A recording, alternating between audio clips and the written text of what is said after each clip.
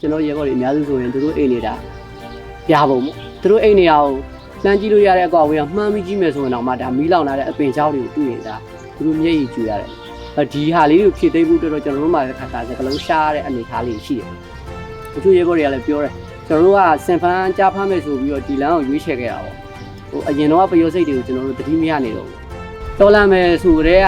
အခုယုံကြည်ချက်နဲ့ဒါအစစ်အာဏာရှင်အမြင့်ပြောင်းအောင်တော်လာမယ်ဆိုပြီးတော့စိတ်နဲ့တော်လန်ခဲ့တာကိုလူကူညီမဒီလူကူညီမဒီလူဖြစ်မှတော်လာမယ်ဆိုတာမျိုးနဲ့တော်လန်ခဲ့တာမဟုတ်ဘူးပေါ့ဒါပေမဲ့လူအချက်တွေကတော့ပြည့်စုံနေမယ်ဆိုရင်တော့အကောင်းဆုံးပေါ့ဒါပေမဲ့မပြည့်စုံဘူးဆိုရင်လည်းကိုလည်းတော်နိုင်တယ်မှာကိုလည်းနိုင်တဲ့ဘက်ကနေဝိုင်းဝန်းကြိုးစားရမယ်ကျွန်တော်ခံရတာအဲ့လိုနာကျင်လာပြီနာကြီးလာပြီဆိုရင်ပို့ပြီးတော့နှစ်ဆကြိုးစားကြဖို့ပေါ့တက်ဆုံးရတဲ့ရဲဘော်တွေအတွက်ရှင်လိုင်းကပြသရတဲ့ရဲဘော်တွေအတွက်နှစ်ဆပို့ကြိုးစားမယ်သူတို့ပေါ်တစ္ဆာဆောင်ပြီးတဲ့နေတော်လိုင်းကြီးကမစွန့်ခွာပဲနဲ့ဆက်ပြီးတော့ကိုနိုင်တဲ့အရာနဲ့ဆက်ယုံကြမယ်ဆိုရင်တော်လိုင်းကြီးအယူရအချိန်ကိုပို့ကောင်းလာလိမ့်မယ်လို့ကြံပြချင်ပါတယ်2021တော်လိုင်းကြီးအစခံယူချက်တွေချက်ကြော်ခဲ့ရတဲ့အခက်အခဲတွေနဲ့ခုရင်ဆိုင်နေရတဲ့အခက်အခဲပြဿနာတွေကိုဘယ်လိုဖြစ်ကြော်မလဲပြောကြမယ်ငါတို့ဘယ်လိုစခဲ့ကြလဲ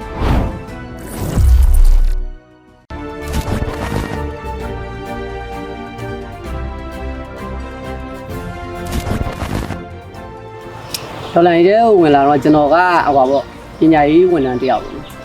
ဟိုကအထက်တန်းပြကျောင်းဆရာတယောက်တော့တပည့်တွေကိုစာတင်တဲ့အပိုင်းရောစိတ်ပြင်တဲ့အပိုင်းရောတောင်းယူရတဲ့ဟိုစာပေလေးကြီးတောင်းဝင်လည်းယူရတဲ့ကျောင်းဆရာတယောက်ပေါ့အဲတော့ဘယ်ဟာအမှန်ဘယ်ဟာအမှားဆိုတော့ကျွန်တော်ကောင်းကောင်းသိတယ်ပေါ့နော်အဲတော့တပည့်တွေကိုလည်းကျွန်တော်ရဲ့ယက်တီမှုကဘယ်မှလည်းလမ်းပြမှုမဖြစ်စေချင်ဘူးပြီးတဲ့အခါကျတော့ပြည်သူကိုမတရားဖိနှိပ်ဆက်ပေါ့နော်အဲ့တို့မပါလက်ပလာနဲ့ဆန္ဒပြနေတဲ့ပြည်သူတွေရေးဆိုတဲ့နှိပ်ဆက်တာတွေနောက်ပညာရေးဝန်ထမ်းတွေကိုမဲလိမ်မဲဖူးတယ်လို့မတရားဆွဆွဲတာတွေနောက်အခြားသောပေါ့နော်ဟိုအစင်မပြေမှုတွေအများကြီးမတရားမှုတွေအများကြီးကိုမခံနိုင်တဲ့အတွက်ကြောင့်မလို့ခံရပြပြနဲ့ပဲကျွန်တော်အမျိုးသမီးရောပညာရေးစီဒီယန်လုပ်ခဲ့တယ်စီဒီယန်လုပ်ရနေပြီးတော့တော်ရဲရောက်ကနေပြီးတော့လက်နက်ကင်လမ်းကိုရွေးချယ်ခဲ့ဒီနေရာကိုရောက်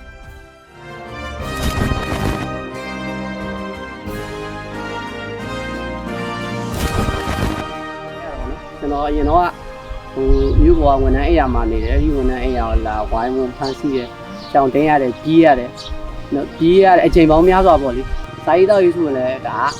တော်တော်ခက်ခဲပဲမသိုံတမဲစားခဲ့ရတဲ့အခိုက်အတန့်တွေရှိတယ်နောက်ပြီးတော့ကိုတယောက်တည်းပထမဆုံးပြီးသွားတာဖြစ်ကြမှုနောက်ပိုင်းမှာကြံခဲ့တဲ့မိသားစုကိုလည်းအာဏာရှင်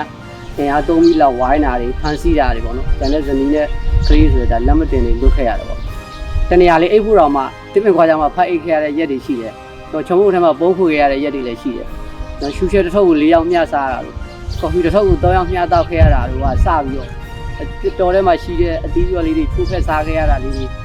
ငပီးတကောစားတကောမတူတဲ့ဟင်းပွဲတွေနဲ့ဖြတ်တန်းခဲ့ရတဲ့နေ့တွေလည်းအများကြီး။ဒါနဲ့ဆိုလို့ရှိရင်လည်းမောင်းမြန်တောင်တူတွေပြောင်းကျိုးတွေနဲ့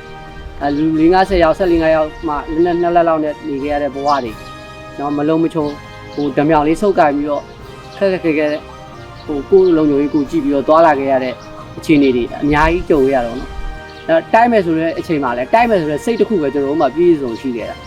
နည်းမပြည့်စုံဘူးခဲရမပြည့်စုံခဲ့ဘူးနောက်အချိန်ဆက်အဆက်အသွယ်တွေလည်းမရှိခဲ့ဘူးနောက်စုဖွဲ့မှုတွေလည်းအာမကောင်းခဲ့ဘူးပေါ့နောက်ကျမ်းမာရေးဖြစ်တဲ့အခါမှာလည်းဒီဝါကောင်းကောင်းမကူခဲ့ရတဲ့အနေအထားတွေလည်းရှိတယ်ပေါ့ပြီးတော့ကိုယ်တိုင်လည်းအစတွေကကျမ်းမာရေးအားနေခဲ့တဲ့လူတယောက်ဆိုတော့တော်ထဲမှာအခက်အခဲပေါင်းစုံရင်ဆိုင်ခဲ့ရတာပေါ့နော်ကြောက်ဝေဒနာတွေနောက်ငှက်ဖျားတွေ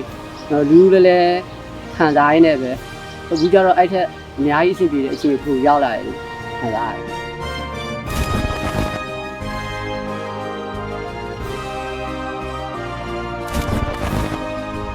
စနစ်တကျစုဖွဲ့မှုတွေရှိလာတယ်ပေါ့နော်အဲ့ဒီကနေပြီးတော့စုဖွဲ့မှုအားကောင်းလာတယ်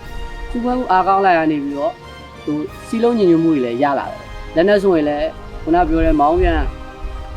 မရှိခဲ့တဲ့ဘဝပေါ့နော်တရောင်းလူနဲ့ခက်ခဲစစ်တောင်းမင်းနောက်ဘက်ကိုကူးခဲ့ရတဲ့ဘဝတွေနော်စစ်တောင်းမင်းနောက်ဘက်ကောင်တရောင်းလူနဲ့ခက်ခဲကူးခဲ့တဲ့ဟိုပထမဆုံးအဖွဲ့ဖြစ်လဲကျွန်တော်တို့ကမှတ်တမ်းဝင်နေတဲ့အဖွဲ့ကိုဆိုတော့အဲ့ဒီအခက်ခဲပေါင်းများစွာနေဘူးဆိုလို့ရှိရင်တရောင်းလူဘဝကနေပြီးတော့ငင်းမီတွေလည်းရှိလာပြီစသဖြင့်ပေါ့ဗျာ အတိုင်းတာကိုဖြစ်ချင်တဲ့အနေထားတွေမဖြစ်သေးဘူးဆိုရင်အများကြီးတော့တိုးတက်ပြောင်းလဲလာခဲ့ပြီလို့ကျွန်တော်တို့ယူဆတယ်ဗ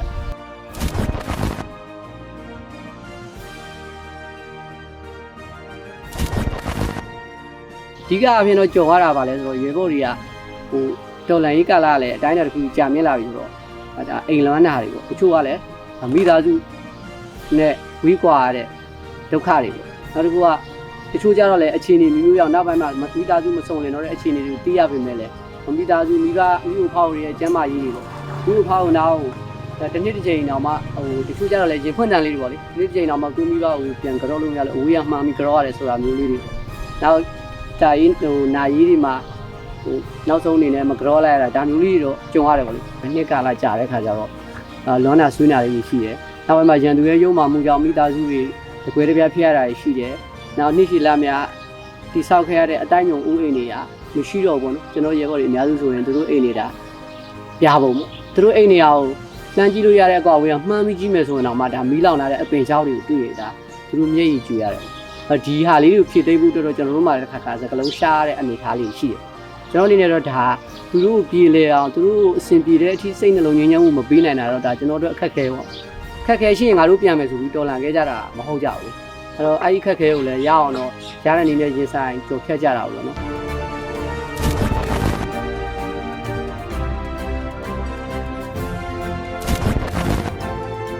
ရင်တော့အခက်ခဲနဲ့အခုခက်ခဲရတော့ဒါဘာမှမပြောပါတော့မပြီးပါအရင်တော့အခက်ခဲဆိုတာတကယ်အခက်ခဲကြီးတွေပေါ့နော်ကျွန်တော်တို့ချစ်တဲ့ပြည်သူတွေရဲ့သူတို့အတီးနံခြံတွက်လေးတွေပဲဖြစ်ပေါ့ရှာလို့ပြလို့ရပြီနောက်လေယာကိုင်းကျုံကထွက်တာလေးတွေပဲဖြစ်ဖြစ်ကျွန်တော်တို့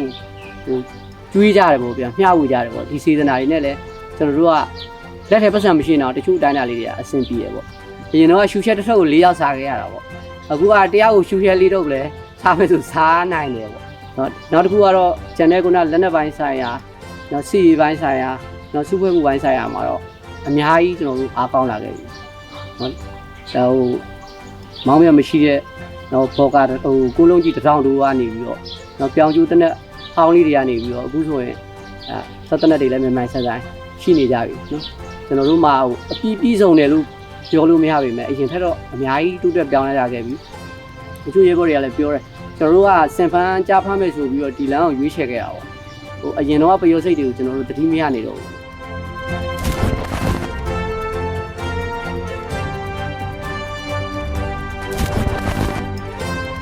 အဲဒီကြံပေးချင်တယ်ဆိုတော့တော်လန်ရေးမှာအဲ့ဒီတော်လန်နေတဲ့လူကြီးချင်းချင်းပေါ့လေဒါကတော့တစ်ချိန်တော့ကတော့အတူတူပဲပေါ့တော်လန်ခုနကပြောခဲ့လို့တော်လန်ရေးမှာတလီတဲ့စီးခဲ့ကြတာပေါ့ဒါပေမဲ့အချိန်ကာလကြာလာတဲ့အခါကျတော့အဲ့တလီတဲ့စီးတဲ့ကြီးမှာရှေ့ရောက်ဝမ်းဝန်းလောက်ကတ်တဲ့လူလည်းရှိတယ်လို့ပေါ့နော်ဒါလှေဝမ်းဖောက်မဲ့လူလည်းပါကောင်းပါလာတတ်တာပေါ့နောက်တစ်ခုကလမ်းခုလက်မှာလမ်းကြုံဆင်းမဲ့တလီတဲ့စီးကြီးလည်းပါလာတတ်တာပေါ့အဲ့ချိန်မှာမလူလားတဲ့ပုတ်တိုက်မှုတွေစိတ်ဝင်ခွဲမှုအတန်လေးတွေတစ်ခါကြားလို့ရှိရင်ထွက်လာတယ်အဲ့ဒါမျိုးလေးတွေမဖြစ်စေချင်ဘူးနောက်တစ်ခုကတော့ခေါင်းဆောင်နေပိုင်းပေါ့ခေါင်းဆောင်နေပိုင်းမှာခြားခြားလူကြတနာတိခံဝေးပန်းထောက်ရှုဆိုရဲကြီးစုကျင်ရမယ်ကျိုးဝတ္တရားလေးတွေမလွတ်ကင်းဖဲနဲ့ပေါ့နော်စီမံအုပ်ချုပ်မှုအပိုင်းတွေလုပ်စေချင်တယ်ပေါ့နောက်မြေပြင်ခေါင်းဆောင်နေနေတဲ့ဆိုရင်လည်းဒါရဲဘော်တွေနဲ့နော်ရင်ချင်းကတ်ကြောချင်းအပ်ပြီးနေရမှာပေါ့ကြောချင်းကတ်ထားရင်လည်းရင်ချင်းဝေးသွားမှာရင်ချင်းကတ်နေလည်းကြောဘက်ကအခြေအနေတွေမမြင်နိုင်တာမျိုးပေါ့အဲ့တော့ကိုယ့်ရဲ့ရဲဘော်တွေရဲ့အခြေအနေရရက်ကိုလည်းအတွင်းကြကြလေးတွေသိပြီးတော့လိုအပ်ချက်လေးတွေရှိရင်လည်းဖြည့်ဆည်းပေးဖို့ပေါ့ညီနိုင်ဆောင်ရွက်ပေးဖို့ပေါ့နောက်စိတ်ခွန်အားနည်းနေတယ်ဆိုလည်းစိတ်ခွန်အားတွေဖြည့်ပေးဖို့ပေါ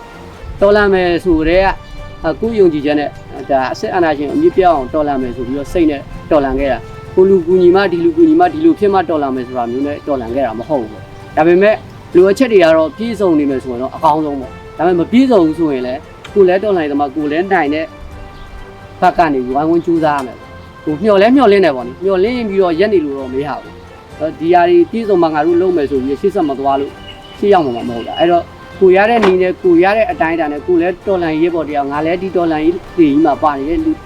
ူရဲပေါ်တယောက်ပါလားဆိုတဲ့အတိနဲ့ကိုနိုင်တဲ့ရှုထောင့်ကိုကြိုးစားနေရမှာအဲ့တော့